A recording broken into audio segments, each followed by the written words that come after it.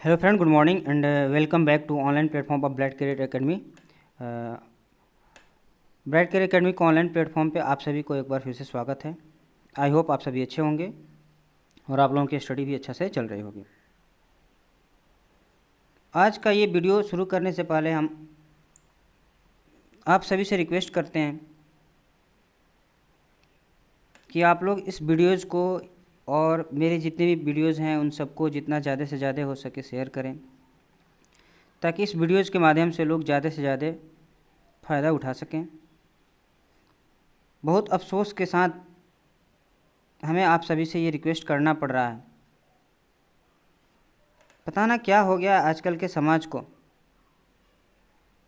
अगर ये वीडियो मैं फ़नी वीडियोज़ बना रहा होता तो शायद आज तक मेरे भी सब्सक्राइबर बहुत ज़्यादा बढ़ गए होते, मेरा भी वीडियो बहुत ज़्यादा शेयर हो चुका होता।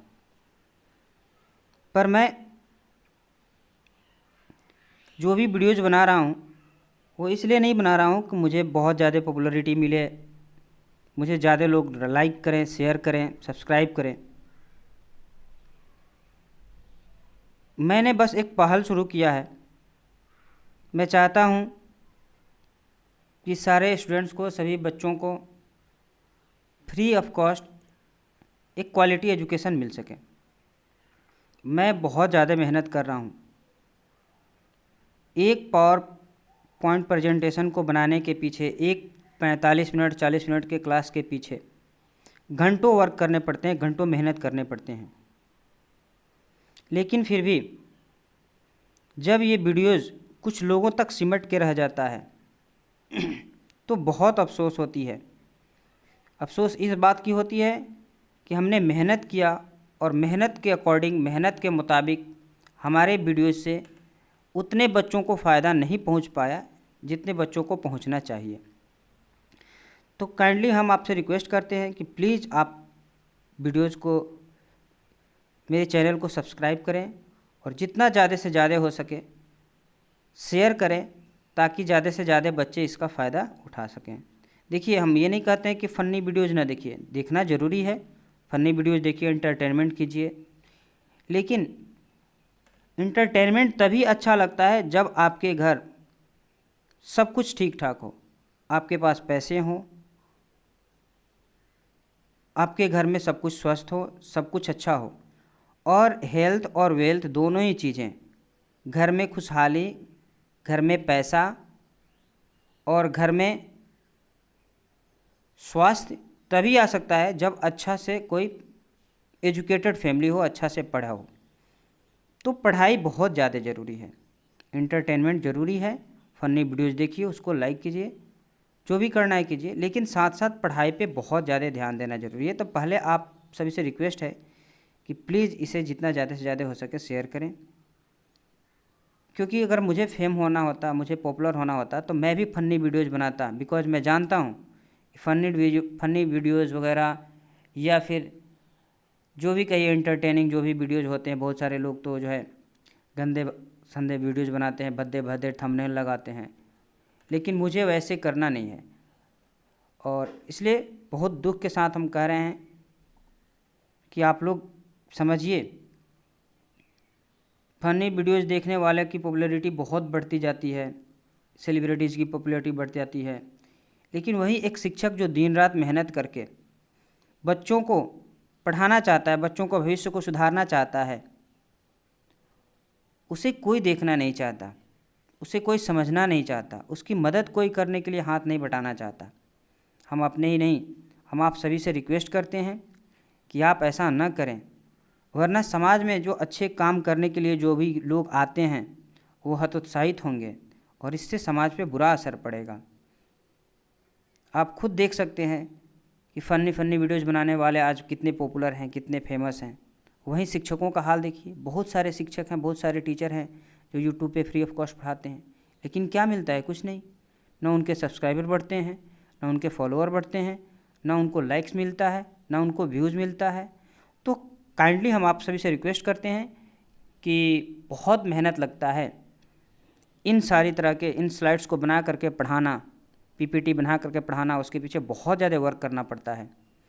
तो आप लोग से रिक्वेस्ट है कि आप लोग प्लीज़ किसी एक टीचर के, एक ट्यूटर के मेहनत को समझिए, और वो अच्छा से वर्क कर रहा है उसकी एबिलिटी को समझिए, उसके वर्क, उसके मेहनत का सत्कार कीजिए, और जितना ज़्यादा से ज़्यादा हो सके, मेरा ही नहीं, जो भी एजुकेशनल टीचर है, जो भी है, कोई अच्छा कर रहा है तो प्लीज़ आप उसके वीडियोज़ को जितना ज़्यादा से ज़्यादा हो सके, यह आप अपना एक परम कर्तव्य समझ करके जितना ज़्यादा से ज़्यादा हो सके शेयर कीजिए, खुद सब्सक्राइब कीजिए, और जहाँ भी शेयर कीजिए उसे सब्सक्राइब करने के लिए बोलिए।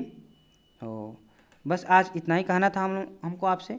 तो चलिए हम आज के इस लेक्चर को शुरू करते हैं। तो आज के इस लेक्चर में हम लोग कवर करेंगे, ये जो लेक्चर है हम क्लास 10th का साइंस का फिजिक्स का ये तीसरा लेसन है, sources of energy. Sources of energy में हमने 2 टॉपिक 2 लेक्चर कवर कर लिया है। यह सोर्सेज ऑफ एनर्जी का ये तीसरा लेक्चर है। इस लेक्चर में हम लोग कई टॉपिक्स पे चर्चा करेंगे। पहला जो टॉपिक्स है pollution caused by fossil fuels. Fossil fuels के बारे में थोड़ी बहुत हम लोग पढ़े थे, और फॉसिल फ्यूल्स के बारे में हम लोग स्टडी कर चुके हैं। तो आज हम लोग को फॉसिल फ्यूल्स से क्या क्या पोल्यूशन कॉज होता है, कौन कौन से पोल्यूशन होते हैं, ये पढ़ना है। फिर दूसरा टॉपिक है उस पोल्यूशन के जो कॉज होते हैं फॉसिल फ्यूल्स की वजह से, उनको कैसे कंट्रोल करें। फिर इफेक्ट ऑफ इंडस्ट्रियलाइजेशन का इफेक्ट क्या पड़ा, क्या इम्पेक्ट पड़ा है। फिर अल्टरनेटिव सोर्सेज ऑफ एनर्जी के बारे में हम लोग पढ़ेंगे। नेक्स्ट जो है कन्वेक्शनल सोर्सेज ऑफ एनर्जी, जो है non convectional sources of energy के बारे में पढ़ेंगे। फिर हाइड्रो इलेक्ट्रिसिटी पढ़ना है।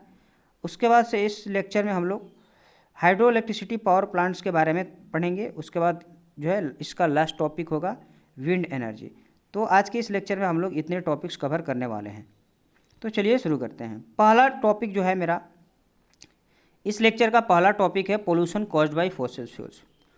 फॉसिल फ्यूल्स के चलते पोल्यूशन, बहुत ज़्यादा मात्रा में पोल्यूशन फैलता है, क्योंकि फॉसिल फ्यूल्स जो भी हम यूज़ करते हैं, जैसे पेट्रोलियम यूज़ करते हैं, कोल यूज़ करते हैं, इन कोल पेट्रोलियम्स को जलाने से इनमें से धुआं निकलता है और बहुत सारी विषैली गैसें निकलती है, जैसे carbon monoxide, carbon dioxide, sulphur dioxide, nitrous oxide, ये सारी चीज़ें निकलती हैं।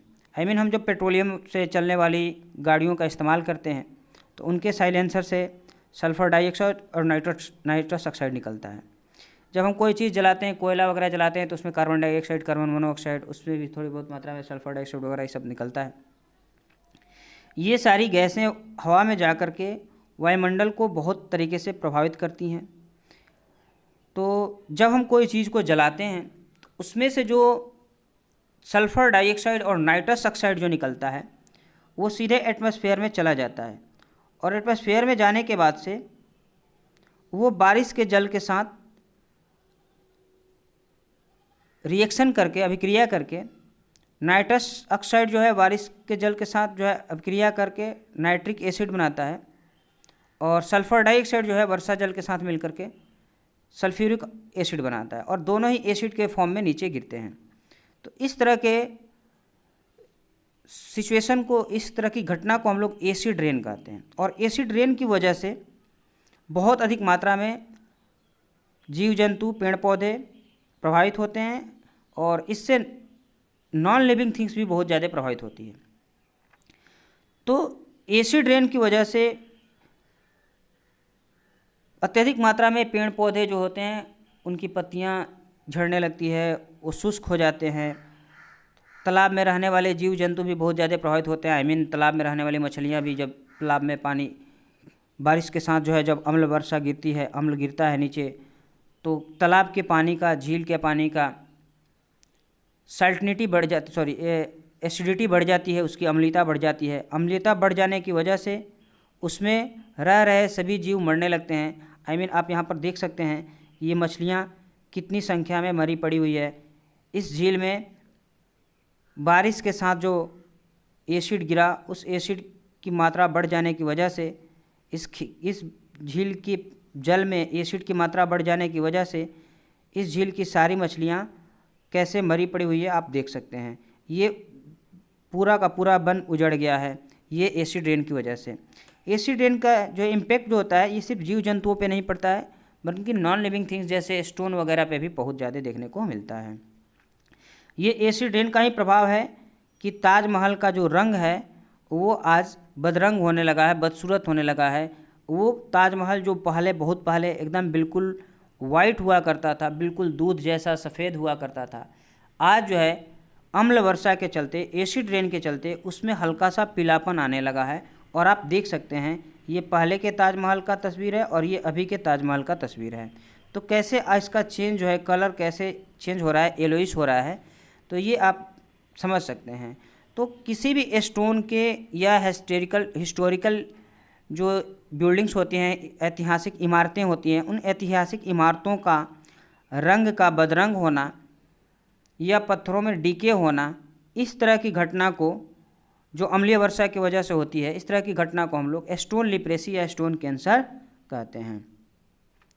नेक्स्ट जो होता है, पहला हम लोग समझ गए कि पोल्यूशन की वजह से, फॉसिल फ्यूल्स के यूज़ के वजह से जो पोल्यूशन कॉज होता है, उस पोल्यूशन की वजह से जो है एसिड रेन होती है। एसिड रेन का इम्पैक्ट जो है पेड़ पौधे, जीव जंतुओं और इन सब पे पड़ता है। और आपको ये भी बता देते हैं कि जब एसिड रेन होती है तो छोटे छोटे जीव जो होते हैं, जैसे ग्रास हॉपर हो गए, कीड़े मकोड़े जो घास उसमें रहते हैं, तो उन एसिड रेन जब होती है तो उनके शरीर पे ये अम्ल जो होता है वो गिरता है, और उनके शरीर पे ये अम्ल वाली चीज़ें, जो अम्ल जो होता है वह चिपक जाता है। और जब उसको कोई दूसरा जीव खाता है, जैसे सपोज कीजिए कि कोई टिड्डा है, ग्रास हॉपर है, एसिड रेन जब हुआ तो उसके बॉडी पे एसिड आकर के चिपक गया, फिर उसको कोई मेढक खा गया तो उस मेढक के अंदर वो एसिडिटी बढ़ा देगा, वो एसिड उसके अंदर चला जाएगा, और इस तरह से उसको अगर कोई और जीव खाए तो उसके अंदर भी चला जाता है।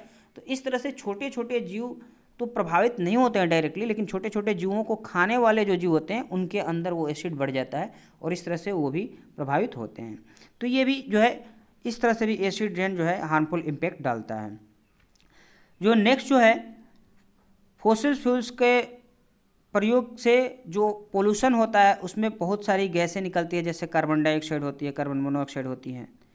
ये गैसें अर्थ के एटमॉस्फेयर में एक लेयर बना लेती हैं, और वो लेयर सनलाइट को आने तो देता है, लेकिन जो अर्थ सरफेस से जो एनर्जी, हीट एनर्जी जो रिलीज होती है, जो गर्मी उष्मा उत्पन्न होती है जो ऊपर की तरफ जाती है, उसे वो रोक देता है, ट्रैप कर लेता है, जिसकी वजह से अर्थ के जो निचले एटमॉस्फेयर के अंदर यहाँ पर जो है टेम्परेचर बढ़ने लगता है, जिस घटना को हम लोग ग्लोबल वार्मिंग कहते हैं। तो देखिए ग्लोबल वार्मिंग जो है ज़रूरी है, क्योंकि ग्लोबल वार्मिंग अगर ना हो तो अर्थ का टेम्परेचर बहुत डाउन चला जाता।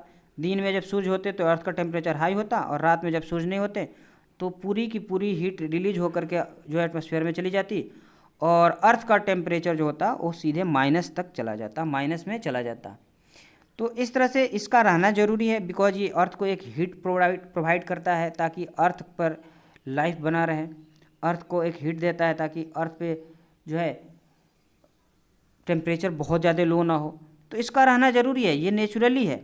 तो नेचुरल ग्रीन हाउस इफेक्ट जो है सिंपल होता है, दोनों मतलब बहुत ज़्यादा नहीं होता है, बहुत कम नहीं होता है।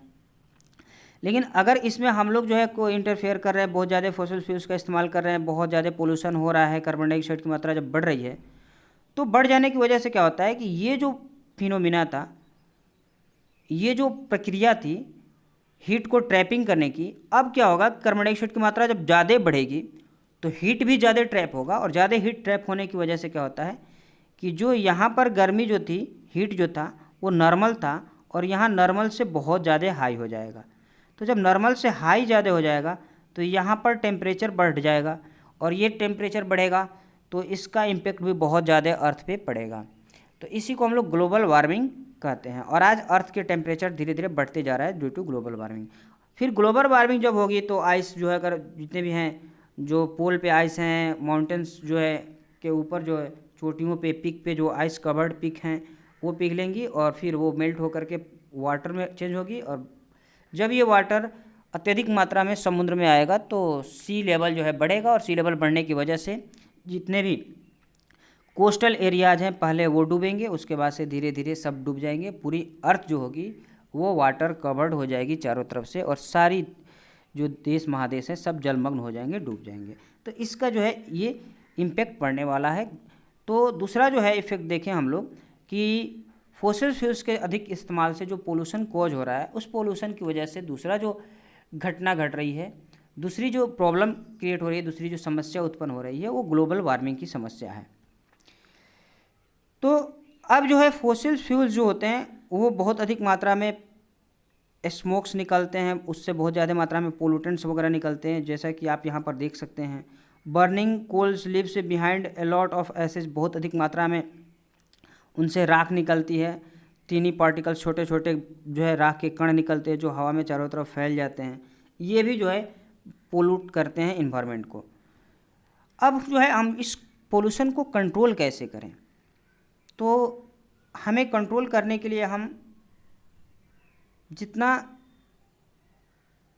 कम से कम हम फॉसिल फ्यूल्स का इस्तेमाल करें, या इनके बदले में कोई दूसरा विकल्प ढूंढें, या फिर हम जो भी व्हीकल्स वगैरह जिसमें हम इसका इस्तेमाल कर रहे हैं, फॉसिल फ्यूल्स का इस्तेमाल किया जाता है, उनमें इम्प्रूवमेंट लाया जाए, उनको और इम्प्रूव किया जाए, उनको और डेवलप किया जाए, ताकि उनमें फ्यूल का पूरा कंबशन हो, पूरा का पूरा दहन हो।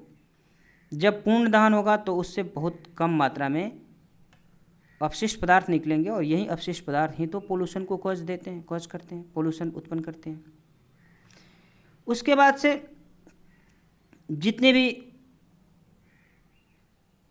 जहाँ पर भी फॉसिल फ्यूल्स का इस्तेमाल होता है, जिन इंडस्ट्रीज में या जहाँ कहीं भी, वहाँ पर फिल्ट्रेशन की व्यवस्था की जाए, वहाँ फ़िल्टर किया जाए, वहाँ धुएं को परिष्कृत किया जाए, धुएं को छाना जाए, या उन्हें जैसे भी हो, जो भी प्रोसेस हो, फिल्टर वगैरह लगा करके उनको छान करके एटमॉस्फेयर में छोड़ा जाए, तो जाकर के पोल्यूशन कुछ कम हो सकता है। वहीं वाहनों में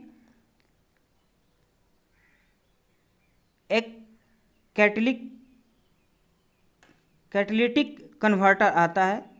इस कैटालिटिक कन्वर्टर का इस्तेमाल जो है वाहनों में जब किया जाता है, तो इसमें भी हार्मफुल गैसेज जो होती है उनको ये चेंज करके उनकी जो है जो नुकसान करने की जो क्षमता होती है, यानी उसे कम नुकसानदेह जो है ये बनाने का काम करता है। तो इस तरह के डिवाइसेस को वाहनों में लगाया जाए, ताकि ये विषैले गैसों को कुछ हद तक उनको कम कर सके, न्यूट्रलाइज कर सके। उसके बाद से जो कोयले वगैरह को जलाने से, थर्मल पावर प्लांट्स में जो कोयला वगैरह जलाया जाता है, इंडस्ट्री में जो जलाया जाता है, वहाँ पर इन सब को परिष्कृत किया जाए, उन्हें स्क्रबर्स टैंक्स में डाल करके स्मोक्स को, वास्ट गैसेज को प्रोड्यूस कर थर्मल पावर प्लांट में, फैक्ट्रीज एट्सेट्रा में जहाँ पर ये इस्तेमाल किए जाते हैं, वहाँ पर भी इनको जो है प्रॉपरली वाटर से उस पर ट्रीट किया जाए। जैसे गैसेज हैं, धुआं है, उनको जब छोड़ा जाता है तो उस पर पानी की हल्की फुहारा अगर हम लोग छिड़काव करते हैं, तो उसमें जो डस्ट पार्टिकल्स होते हैं, जो छोटे छोटे कण होते हैं, पोल्यूटेंट्स होते हैं, वो बारिश के साथ चिपक करके नीचे इकट्ठा हो जाते हैं। तो इस तरह से उनको रोका जा सकता है। तो इसके लिए जो है चिमनियों पर जो है डिवाइस, कई तरह के डिवाइस, फिल्ट्रेशन के लिए डिवाइस लगाए जाते हैं। इसमें जो होता है इलेक्ट्रोस्टैटिक्स, एक डिवाइस इलेक्ट्रोस्टैटिक्स प्रिसेप्टर्स जो है लगाए जाते हैं, जो क्या करता है कि उनमें से निकलने वाले जो धुएँ होते हैं, छोटे छोटे पार्टिकल्स होते हैं, जो पोल्यूटेंट्स होते हैं, उनको ये कुछ हद तक जो है कम कर देता है, छान देता है। तो इसको लगाया जाए, फिल्ट्रेशन की व्यवस्था की जाए, तो पोल्यूशन को कम हो सकता है। इंडस्ट्रियलाइजेशन का इफेक्ट क्या पड़ा, तो बहुत अधिक मात्रा में इंडस्ट्री अगर लगाए जाएंगे तो ज़्यादा मात्रा में इंडस्ट्री होंगे, तो फिर ज़्यादा मात्रा में फ्यूल्स की ज़रूरत होगी, ज़्यादा मात्रा में फ्यूल्स की ज़रूरत होगी तो ज़्यादा मात्रा में पोल्यूशन भी होगा, क्योंकि ज़्यादा मात्रा में हम फॉसिल फ्यूल्स को जलाएंगे तो पोल्यूशन भी ज़्यादा मात्रा में ही होगा। इंडस्ट्रियलाइजेशन की ज़रूरत क्यों पड़ी, तो पॉपुलेशन जब बढ़ रहा है तो बहुत अधिक मात्रा में हमारी ज़रूरतें भी बढ़ रही है, हमें गुड्स की ज़रूरत पड़ रही है, हमारे सामान की ज़रूरत पड़ रही है। जब ज़रूरत बढ़ेगी, डिमांड होगा तो फिर मैन्युफैक्चरिंग के लिए तरह तरह के जो है इंडस्ट्रीज लगाने पड़ेंगे। इंडस्ट्रीज लगाएंगे तो फिर उससे ज़्यादा मात्रा में फ्यूल्स का इस्तेमाल होगा इंडस्ट्रीज को चलाने के लिए। फिर इंडस्ट्रीज जब फ्यूल का ज़्यादा से ज़्यादा मात्रा में कंजम्पशन करेगी, इस्तेमाल करेगी, तो फ्यूल ज़्यादा इस्तेमाल होंगे, ईंधन ज़्यादा इस्तेमाल होंगे, तो उनसे पोल्यूशन भी ज़्यादा मात्रा में होगा। तो इंडस्ट्रियलाइजेशन का जो इम्पेक्ट पड़ा, इन्वायरमेंट पे कहीं ना कहीं जो है इन्वायरमेंट का पोल्यूशन जो हो रहा है वो इंडस्ट्रियलाइजेशन की वजह से कुछ जो है बहुत अधिक मात्रा में हुआ है और हो रहा है। ये जो है इस बात को मानना पड़ेगा। तो इंडस्ट्रियलाइजेशन की वजह से फ्यूल्स की जो है खपत बढ़ जाती है और ईंधन की खपत बढ़ने के चलते, फ्यूल्स की खपत बढ़ने के चलते पोल्यूटेंट्स भी ज़्यादा निकलेंगे, कार्बन डाइऑक्साइड भी ज़्यादा निकलेंगे, उनसे जो जितने भी वेस्ट मटेरियल है निकलते हैं और वहीं वेस्ट मटेरियल कहीं ना कहीं इन्वायरमेंट को पोल्यूट करते हैं। तो इसकी वजह से भी पोल्यूशन बढ़ता है।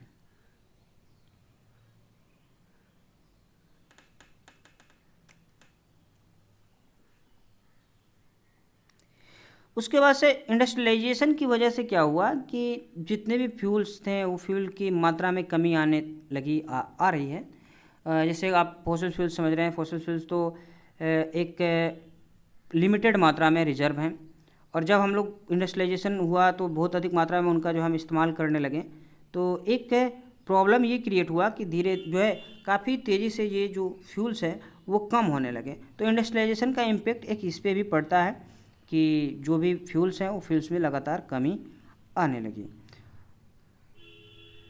और ये अगर ऐसी तरह से इंडस्ट्रियलाइजेशन बढ़ता रहा तो एक समय ऐसा आएगा कि ये सारे फ्यूल्स जो हैं वो ख़त्म हो जाएंगे और फिर बहुत बड़ी समस्या का समाधान जो है सामना करना पड़ सकता है।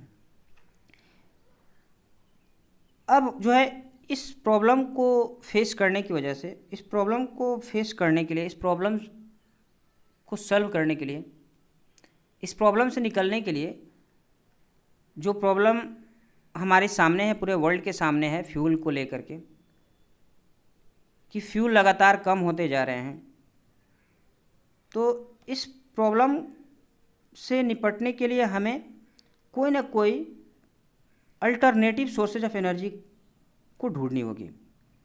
तो अल्टरनेटिव सोर्सेज ऑफ एनर्जी में हम लोग क्या करते हैं कि जो भी फॉसिल फ्यूल्स है, जो non renewable sources of energy हैं, उनके बदले में हम लोग अल्टरनेटिव सोर्सेज ऑफ एनर्जी को ढूंढते हैं, उसका इस्तेमाल करते हैं। तो अल्टरनेटिव सोर्सेज ऑफ एनर्जी जो है वैसे एनर्जी होते हैं जो in non renewable sources of energy के बदले में इनका इस्तेमाल किया जाता है। तो अल्टरनेटिव सोर्सेज ऑफ एनर्जी में बहुत सारी एनर्जी जो है सोर्स ऑफ एनर्जी होती है। तो इस प्रॉब्लम को सॉल्व करने के लिए हमें अल्टरनेटिव्स की व्यवस्था करनी पड़ेगी, ढूंढनी पड़ेगी, हमें अल्टरनेटिव सोर्सेज ऑफ एनर्जी ढूंढना पड़ेगा। तो fossil fuels reserve in earth है लिमिटेड विच में exhausted soon continued be used in at the current rate. अगर इसी रेट से हम लोग यूज़ कर रहे हैं तो ये ख़त्म हो जाएंगे। जैसे कि हम आपको बताएं, the use of alternative source of energy will reduce pressure of fossil fuels making them last for much longer and much longer time. अगर हम लोग इन फॉसिल फ्यूल्स के बदले में कोई अल्टरनेटिव ढूंढते हैं तो हम इन फॉसिल फ्यूल्स को ज़्यादा से ज़्यादा दिन तक इस्तेमाल कर सकते हैं, बिकॉज इन पे प्रेशर कम हो जाएगा, इनका इस्तेमाल कम होने लगेगा।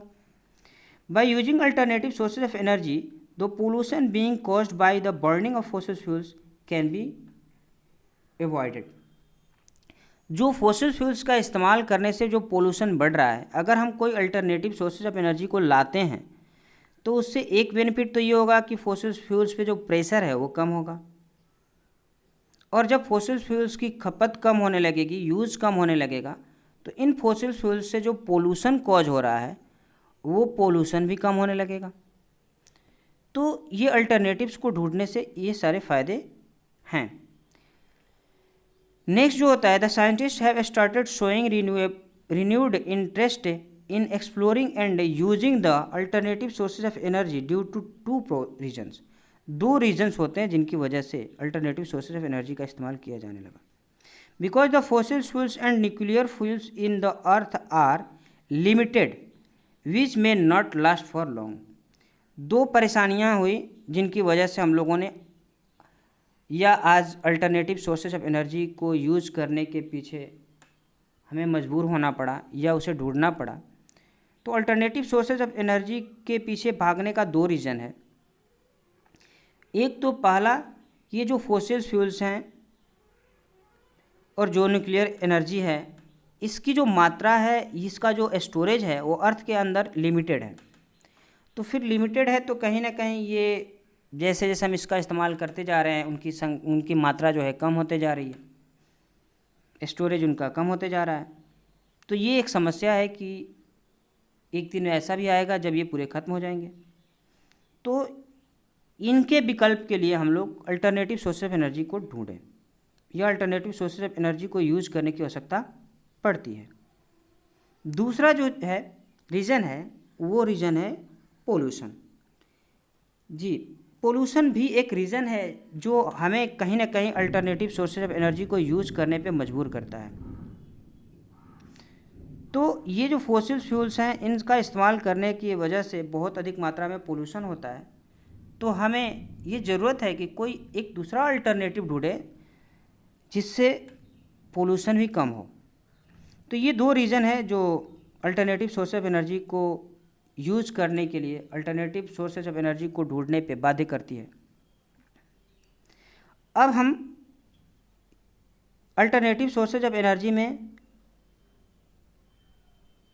कौन कौन से सोर्सेज है उनके बारे में हम लोग बारी बारी से पढ़ेंगे। तो पहला जो अल्टरनेटिव सोर्सेज ऑफ एनर्जी है वो है हाइड्रो इलेक्ट्रिसिटी। हाइड्रो इलेक्ट्रिसिटी क्या होता है? हाइड्रो इलेक्ट्रिसिटी जो होती है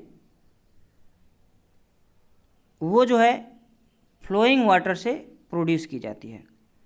flowing water processes kinetic energy. Flowing water के अंदर बहुत अधिक जो है possesses kinetic energy. Flowing water में काइनेटिक एनर्जी जो है छुपी हुई होती है, उसमें बहुत अधिक फोर्स होता है, उसमें बहुत अधिक एनर्जी छुपी हुई होती है।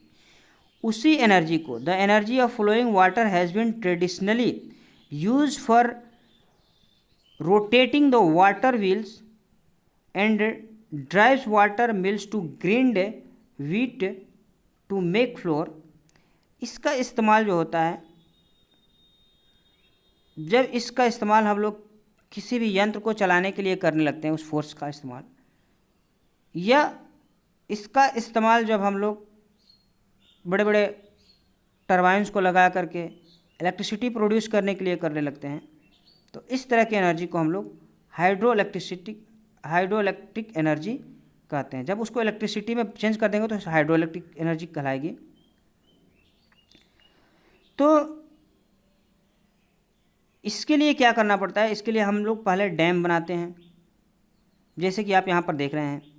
ये पहले हम लोग रिवर को क्या करेंगे, अगर कोई रिवर मान लीजिए ऐसे चल रही है तो इस रिवर पे हम लोग एक डैम बनाएंगे। डैम बनाने से क्या होगा कि रिवर का पानी लॉक हो जाएगा। जैसे कि आप यहाँ पर देख रहे हैं, ये एक डैम बनाया गया है और इस डैम बनाने की वजह से ये रिवर का वाटर लेयर जो था लेवल, वो ऊपर उठ करके और इतने ऊपर पहुँच गया है। यानी यहाँ पर बहुत अधिक मात्रा में वाटर जो है स्टोर हो गया है। ज़्यादा वाटर का फोर्स भी ज़्यादा होगा और इसमें हम लोगों ने क्या किया कि पतली पतली धाराओं से इस वाटर को नीचे की तरफ बहा रहे हैं। जब ये पतली धाराओं में वाटर नीचे की तरफ बहेगा तो ये जो है इसका जो फोर्स होगा, इसका फोर्स भी ज़्यादा होगा। जैसे ही आप देख रहे हैं यहाँ से ये बह रहा है तो ज़्यादा फोर्स से बहेगा और फोर्स ज़्यादा होगा तो वो वहाँ पर हम लोग टरबाइन लगा देते हैं और ये टरबाइन को घुमाने लगता है और इस टरबाइन को हम लोग डायनेमो से जोड़ देते हैं। और जब जैसे ही डायनेमो मूव होता है तो इलेक्ट्रिसिटी जनरेट होती है, जैसे कि आप यहाँ पर देख रहे हैं। और उसे बिजली के बड़े बड़े खंभे पे लगा करके और वायर के जरिए जहाँ जहाँ ज़रूरत होती है वहाँ भेज दिया जाता है। तो इस तरह की इलेक्ट्रिसिटी को हम लोग हाइड्रो इलेक्ट्रिसिटी कहते हैं। और इस तरह का जो पावर प्लांट होता है जहाँ पर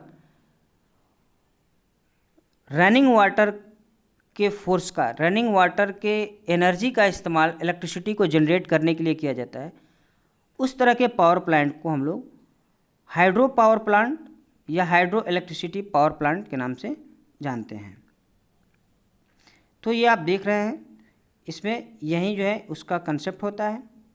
डैम बनाया जाता है, डैम बनाने से वाटर लेयर ऊंचा हो जाता है और फोर्स के साथ पानी को गिराया जाता है, टरबाइन को घुमाया जाता है, टरबाइन डायनेमो घुमाता है और इस तरह से इलेक्ट्रिसिटी जनरेट हो जाती है। यहाँ आप इसको आसानी से अच्छा से देख सकते हैं। ये एक रिवर है और इस रिवर पे एक डैम बना दिया गया। डैम बनाने की वजह से रिवर का वाटर लेयर काफ़ी ऊंचा उठ गया और यहाँ पर बहुत अधिक मात्रा में वाटर स्टोर हो गया। ज़्यादा वाटर का फोर्स भी ज़्यादा होगा और इस ज़्यादा फोर्स लगाने की वजह से क्या होगा कि ये पानी जो है काफ़ी तेज़ी से, यानी बहुत अधिक फोर्स के साथ नीचे गिरेगा। ज़्यादा फोर्स होगा तो ये ज़्यादा तेज़ी से यहाँ पर एक टरबाइन लगा दिया जाता है और ये टरबाइन को घुमाने लगता है। और जैसे ही टरबाइन घूमता है, टरबाइन डायनेमो से जोड़ दिया जाता है और डायनेमो को घुमाने लगता है, और डायनेमो जैसे ही घूमता है फिर इलेक्ट्रिसिटी जनरेट हो जाती है, यहाँ ट्रांसफार्मर से ट्रांसफ़र करके उसको और बड़े बड़े खंभे की मदद से वायर के जरिए इसे जगह जगह चारों तरफ भेज दिया जाता है, जैसे कि आप यहाँ पर देख रहे हैं। ये आप उसको हम यहाँ पर हम लोग एक ग्राफ्स के जरिए, एक डायग्राम के जरिए समझें। यहाँ पर रियल लाइफ में या रियल डैम जो होते हैं वो रियलिटी में, रियल में कैसे दिखते हैं, यहाँ हम लोग देख रहे हैं। ये जो डैम बना दिया गया, डैम बनाने की वजह से पानी यहाँ पर देख रहे हैं कैसे स्टोर हुआ है और लेयर कितना ऊंचा उठ गया है। पहले रिवर की हाइट ये थी ऐसे, अब ये रिवर की हाइट इतनी हो गई और इसके अपोजिट साइड में अभी भी रिवर की हाइट वही है, लेकिन डैम के अपोजिट साइड में यहाँ पर वाटर लॉक्ड हो गया और ये वाटर लॉक होने की वजह से इस वाटर का प्रेशर बहुत अधिक मात्रा में बढ़ गया। ज़्यादा वाटर होगा तो ज़्यादा प्रेशर भी होगा, डेंसिटी उसकी बढ़ेगी, उसकी मात्रा बढ़ेगी तो उसका प्रेशर भी बढ़ेगा।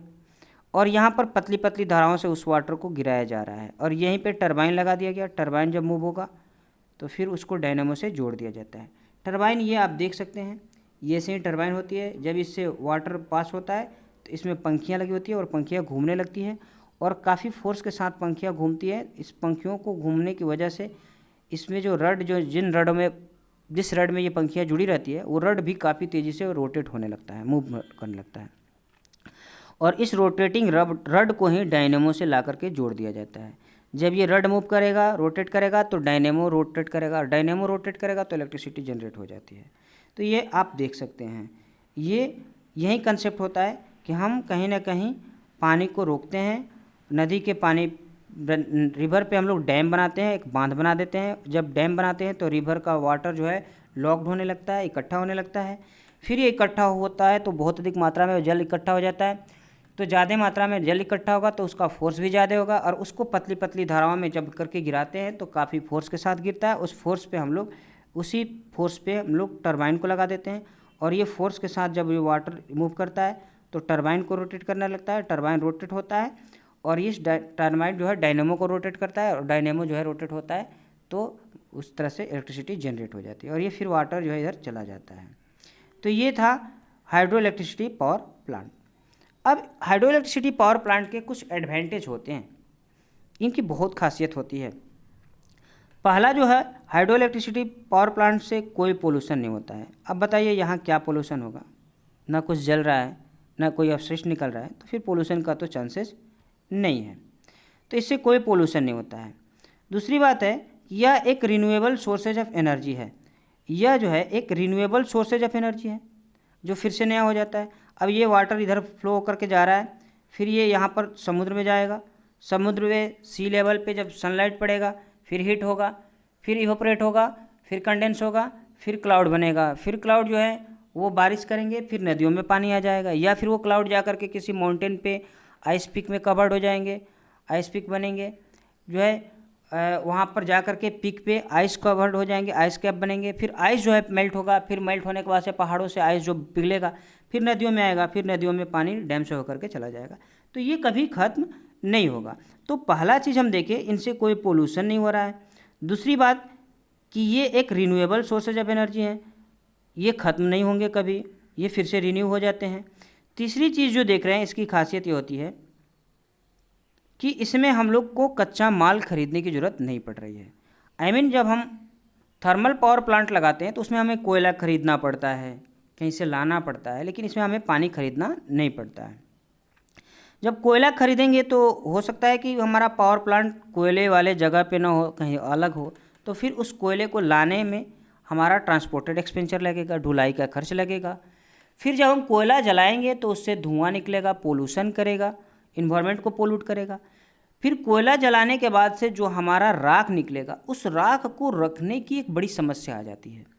क्यों? क्योंकि थोड़ा सा तो हम कोयला जलाएंगे नहीं, कई कई टन कोयला जलाना पड़ता है। जब इतने ज़्यादा कोयला जलाएंगे तो उसमें कई कई टन राख भी निकलते हैं। उन राख को रखने के लिए हमें प्रॉपर जगह की ज़रूरत पड़ती है। तो उससे निकलने वाले जो अपशिष्ट होते हैं, उन अपशिष्ट के निपटारा करने के लिए भी एक प्रॉब्लम आ जाती है, निपटारा कहाँ किया जाए, कैसे किया जाए। तो उसको निपटारा करने में भी खर्च लगता है, बिकॉज हम उसे वहाँ तो फेंक नहीं सकते हैं, कहीं और फेंकेंगे। अगर कहीं अलग हटा करके उसको डंपिंग करते हैं तो फिर उसका भी ढुलाई खर्च लगेगा। फिर डंपिंग के लिए अगर हम कहीं ना कहीं ज़मीन पे रखते हैं तो ज़मीन खरीदना पड़ेगा, या कहीं ना कहीं अगर मिट्टी पे ज़मीन पे हम रखते हैं तो वो कहीं ना कहीं उस मिट्टी को, सोयल को वो पोल्यूट करेगा। तो इस तरह से ये बहुत जो है, ये सारी प्रॉब्लम ये हाइड्रो इलेक्ट्रिसिटी में नहीं होते हैं। उसके बाद से इसमें एक विशेष भट्टी भी नहीं बनानी पड़ती है, यहाँ कोई भट्टी नहीं बनानी पड़ती। एक बार डैम बनाया फिर हमारा प्रोजेक्ट चालू हो गया, इलेक्ट्रिसिटी का जनरेशन चालू हो गया।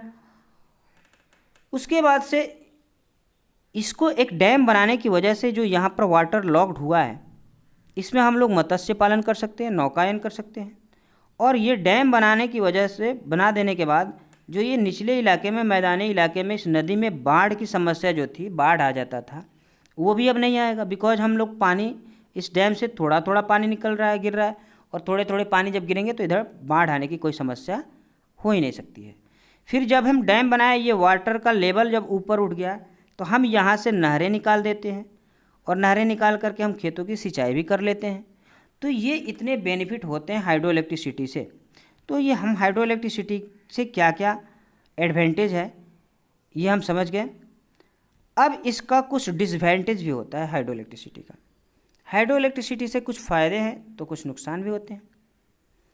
पहला नुकसान ये होता है, जहाँ पर भी हाइड्रो इलेक्ट्रिसिटी या हाइड्रो इलेक्ट्रिक पावर प्लांट को एस्टेब्लिश्ड किया जाता है, जहाँ लगाया जाता है, जिस नदी पे इसको प्रोजेक्ट को लगाया जाता है, उस नदी का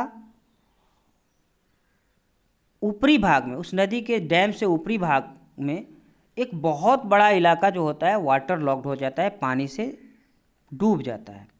तो जब बहुत बड़ा इलाका पानी से डूब जाएगा तो उस इलाके में रहने वाले जीव जंतु, पेड़ पौधे सब नष्ट हो जाते हैं। तो ये एक इम्पैक्ट पड़ता है इन्वायरमेंट पे कि वहाँ की वनस्पतियाँ सब नष्ट हो जाती है, वहाँ के जीव जंतु नष्ट हो जाते हैं, ख़त्म हो जाते हैं, उनका आवास छिन जाता है।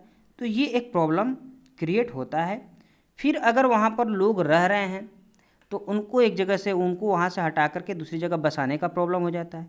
सपोज कीजिए ये पूरा का पूरा इलाका इतना हाई तो होगा नहीं, ये रिवर यहाँ से बह रही है और ये इतना हाइट ऊपर, ये पानी यहाँ तक लॉग है। ये डैम नहीं होने, जब डैम नहीं होगा तो ये रिवर इतना ही डेप्थ से जा रही है, इधर भी उतना ही डेप्थ से जा रही होगी। यानी ये पूरा का पूरा इलाका जो आप देख रहे हैं ये कहीं ना कहीं सेटल्ड इलाका होगा, सेटलमेंट होंगे यहाँ पर।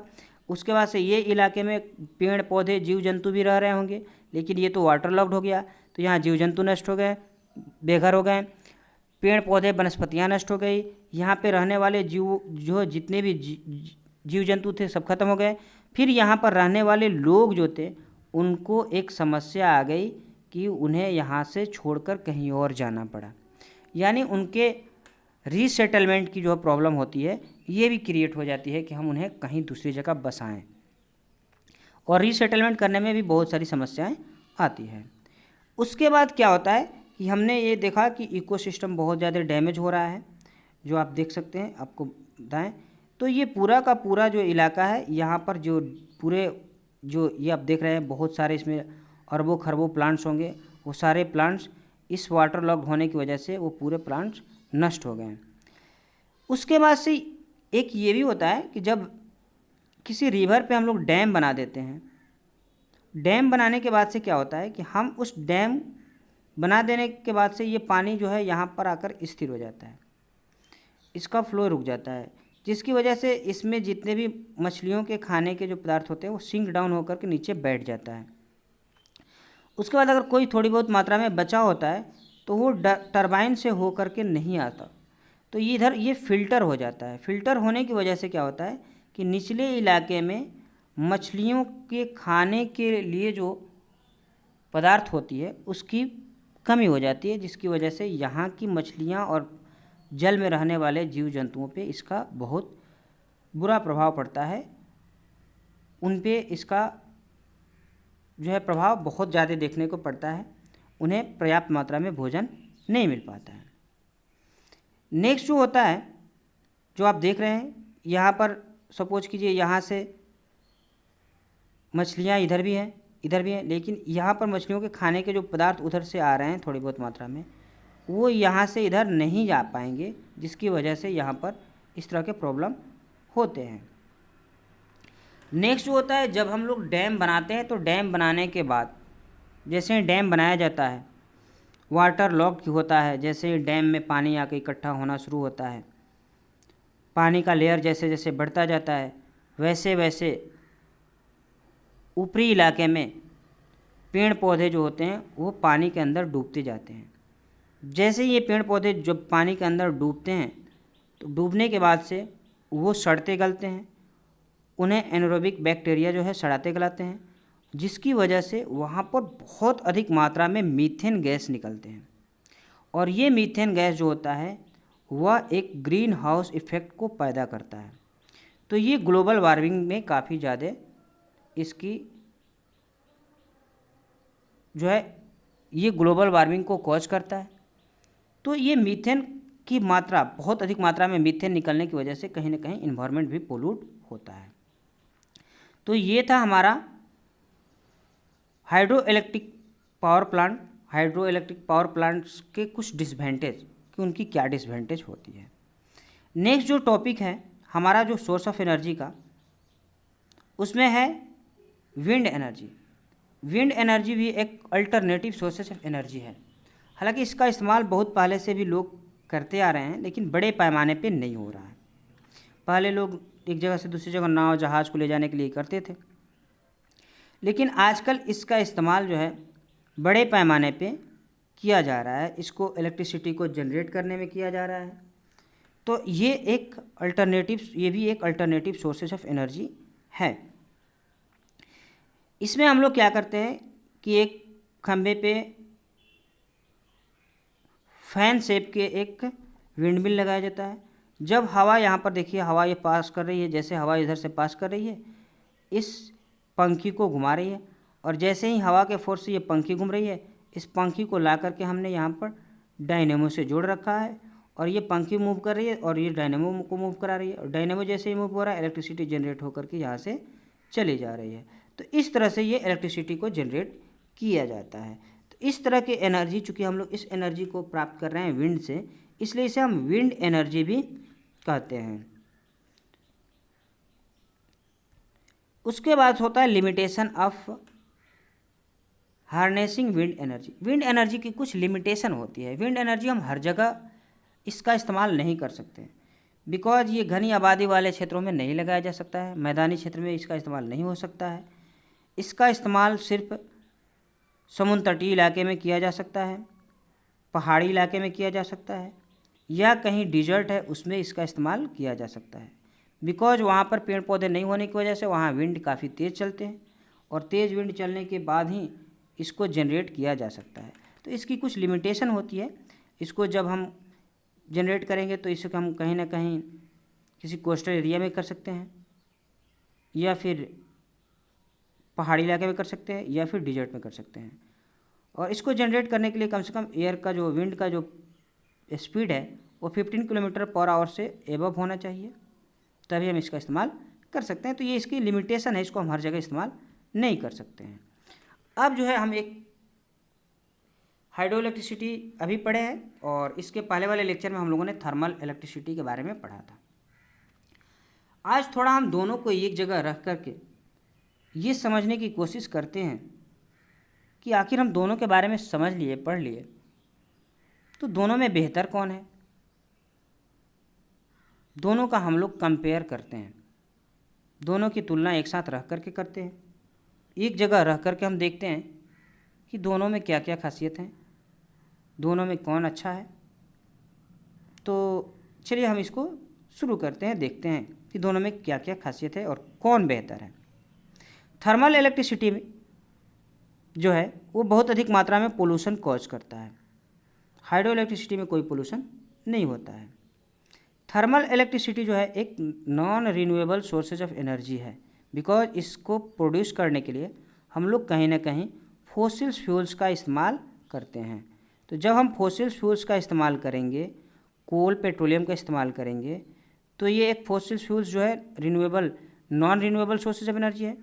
तो जब हम non renewable sources of energy का इस्तेमाल करके कोई एनर्जी या कोई इलेक्ट्रिसिटी को जनरेट करते हैं तो दैट इज ऑल्सो एक non renewable sources of energy. तो हाइड्रो थर्मल इलेक्ट्रिसिटी होता है वो एक non renewable source of energy होता है। वहीं हम हाइड्रो इलेक्ट्रिसिटी की जो बात करते हैं तो हाइड्रो इलेक्ट्रिसिटी जो होता है वह वाटर रनिंग वाटर से प्रोड्यूस किया जाता है और रनिंग वाटर जो है वह एक वह एक रिन्यूएबल सोर्सेज ऑफ एनर्जी है। बिकॉज रिवर्स में जो रनिंग वाटर है वो कभी ख़त्म नहीं होगा। रिवर से वाटर जो है समुद्र में जाएगा, फिर वहाँ पर इवोपरेशन होगा, फिर बादल बनेंगे, फिर बारिश होगी या फिर माउंटेन्स के पीक पे हाई पीक पे आइस जो है में बदलेगा और ये आइस मेल्ट होंगे या बारिश के पानी जो नदी में आएंगे और फिर नदियों में जो पानी आएगा फिर डैम से होकर जाएगा, फिर टरबाइन घूमेगा, फिर इलेक्ट्रिसिटी जनरेट होगी। तो ये कभी ख़त्म नहीं होता है, तो इसे हम रिन्यूएबल सोर्सेज ऑफ एनर्जी के अंतर्गत रखते हैं। उसके बाद से थर्मल इलेक्ट्रिसिटी जो होता है वो एक्सपेंसिव होता है, खर्चीला होता है। बिकॉज थर्मल इलेक्ट्रिसिटी खर्चीला इसलिए है क्योंकि इसमें हम लोग को कच्चा माल खरीदना पड़ रहा है भाई, कोयला खरीदना पड़ रहा है। लेकिन हाइड्रो इलेक्ट्रिसिटी में हम लोगों को कोई चीज़ खरीदना नहीं पड़ रहा है, हमें पानी खरीदना नहीं पड़ रहा है, फ्री ऑफ कॉस्ट मिल रहा है।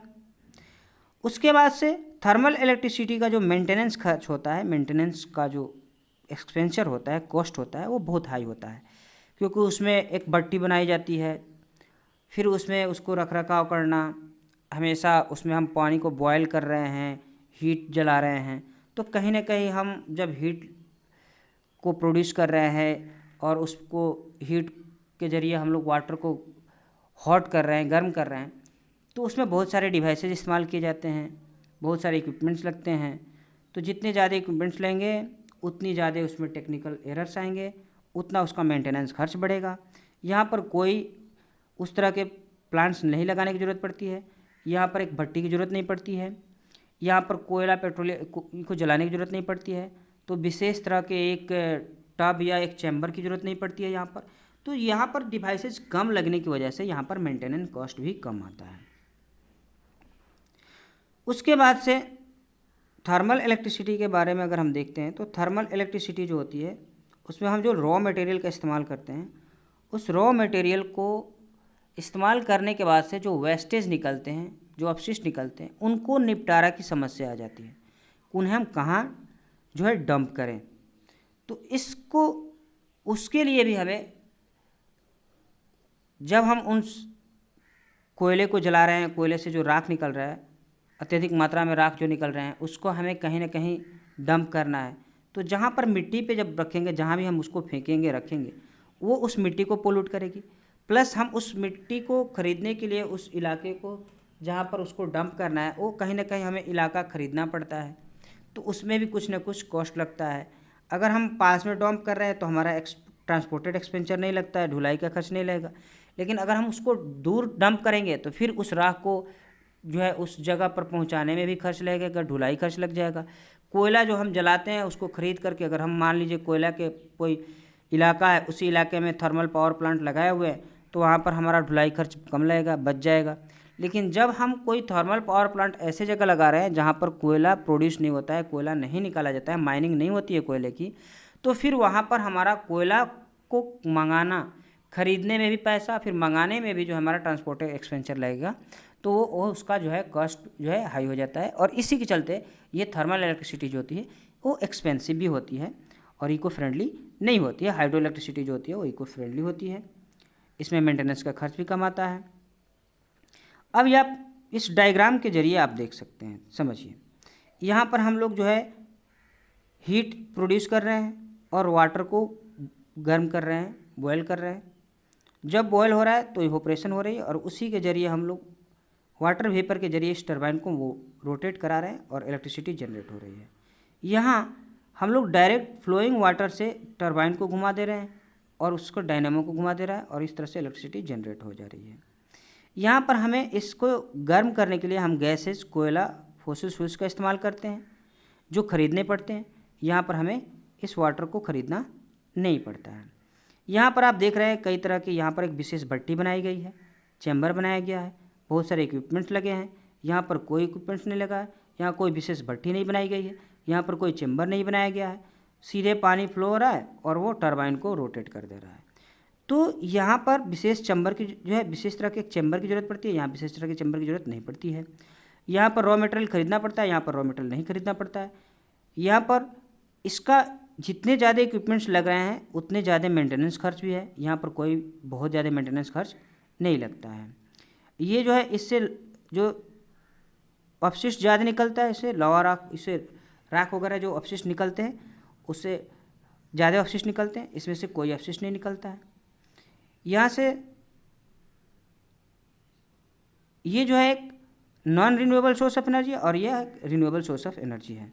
तो इस तरह से हमने देखा कि थर्मल इलेक्ट्रिसिटी और हाइड्रो इलेक्ट्रिसिटी दोनों की अपनी अपनी कुछ खासियतें हैं, दोनों के कुछ एडवांटेज भी हैं, दोनों के कुछ डिसएडवांटेज भी हैं। लेकिन दोनों को अगर हम लोग एक साथ कंपेयर करके हमने देखा तो हम इस निष्कर्ष पे पहुँचे कि इन सब के बावजूद हाइड्रो इलेक्ट्रिसिटी जो है वो थर्मल इलेक्ट्रिसिटी से काफ़ी बेहतर है, इको फ्रेंडली है, सस्ता है। तो हाइड्रो इलेक्ट्रिसिटी जो होती है थर्मल इलेक्ट्रिसिटी से बेटर होती है, आप समझ गए होंगे। तो कभी कभी एग्जाम में क्वेश्चन ये भी आता है कि why is hydro electricity better than thermal electricity. तो इस बात का, इस क्वेश्चन का आंसर आप लोग समझ गए हैं। तो आज की वीडियो में इतना ही, थैंक यू। मिलते हैं हम नेक्स्ट लेक्चर में इसके बाद के जितने टॉपिक हैं उनको लेकर के। तब तक के लिए थैंक यू, धन्यवाद, जय हिंद, जय भारत।